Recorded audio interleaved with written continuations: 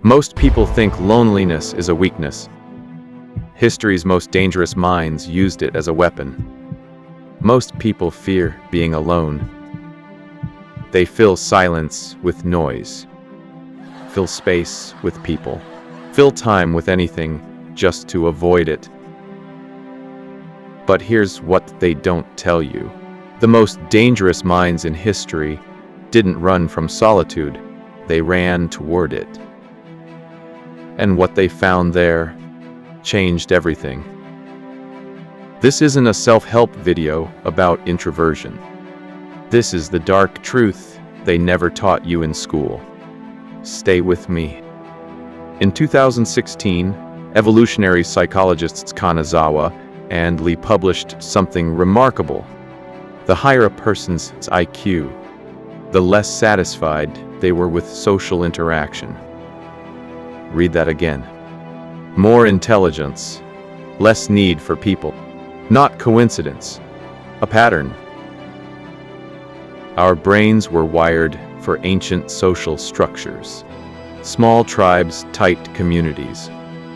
That's the savannah theory. But highly intelligent people evolved past that wiring. Their brains don't crave the tribe. They crave something else entirely.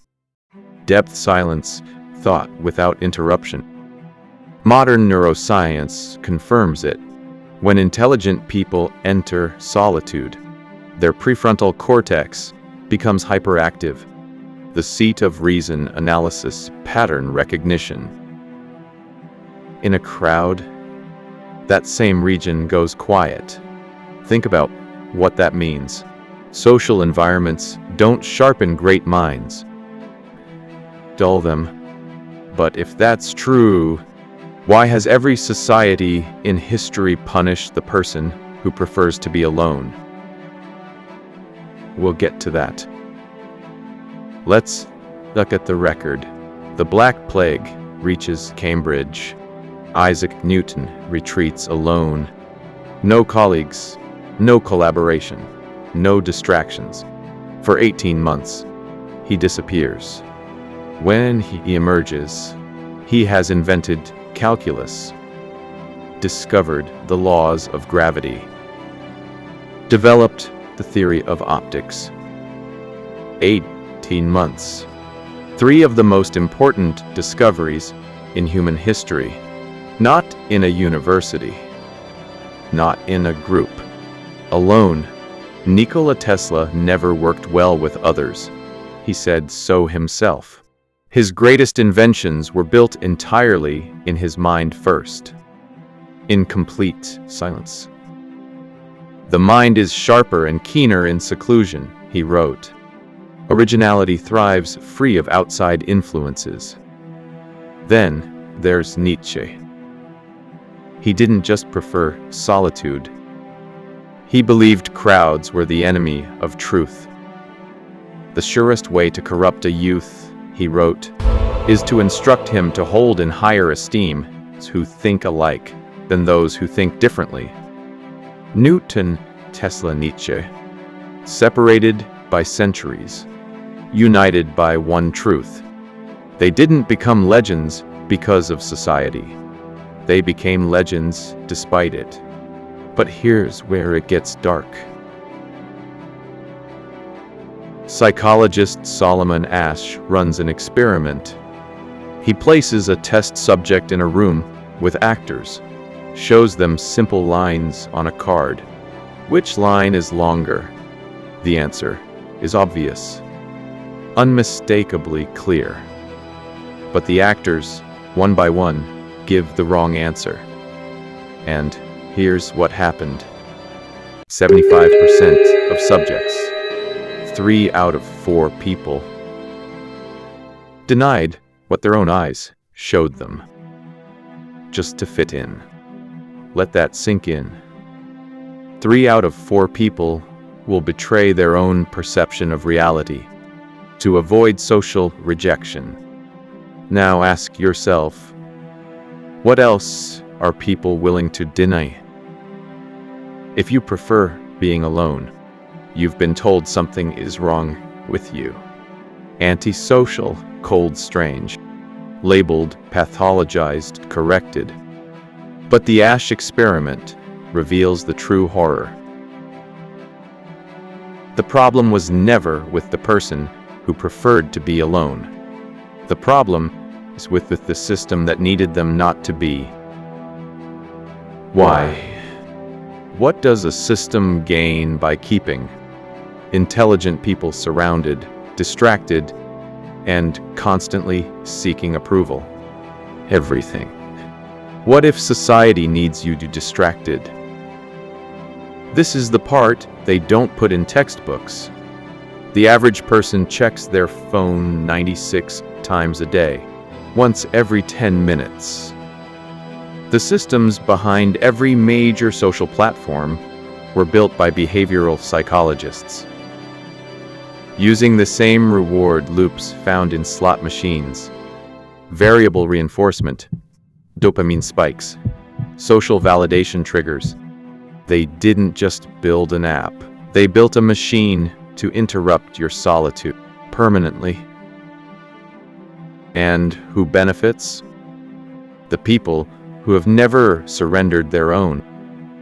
The most powerful figures in modern history share one obsession. They guard their solitude like a weapon.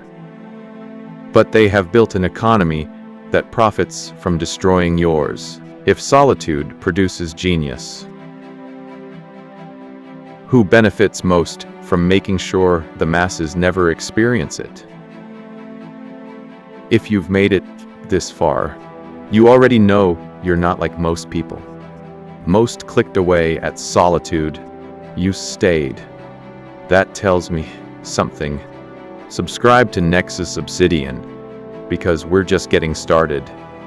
Now, what actually happens in your brain when you're alone? Scientists call it the default mode network. It activates only in solitude, only when external input stops. It drives creativity, pattern recognition, deep empathy, self-awareness, and, crucially, the ability to detect deception. In a crowd, the default mode network shuts down. In meetings, in noise, in constant connection. The very faculty that allows you to see through manipulation is the one that social environments systematically disable. This is not a metaphor. This is neuroscience. Let's connect the dots. Science says intelligent people crave solitude. History shows solitary minds change the world. Psychology reveals conformity is hardwired and weaponized. Neuroscience confirms your deepest cognitive power only activates when you're alone. And the most powerful systems ever built are engineered specifically to ensure you never have a quiet moment to think. Not by accident. By design. Solitude isn't loneliness. Loneliness is wanting connection and not having it. Solitude is choosing depth over noise, truth or approval, thought over reaction. It is the one mental state where you become genuinely difficult to control. And that is precisely why it's been made to feel like a flaw. Nietzsche said it 150 years ago. In individuals, insanity is rare. But in groups, parties, nations, and epochs, it is the rule. The people who step outside the rule, who close the door, silence the feed, and sit with their own thoughts. Those are the people history remembers. Not because they were antisocial, because they were uncorrupted. The next time someone tells you that you spend too much time alone, remember Newton in his empty room, Tesla in his silent lab. Every mind that ever saw something, the crowd wouldn't understand until it was already finished. They weren't broken. They were building. The darkness isn't empty. It's where the real work happens. If this reached something in you, subscribe to Nexus Obsidian. We connect the darkness. We reveal the truth. Next time, we go deeper.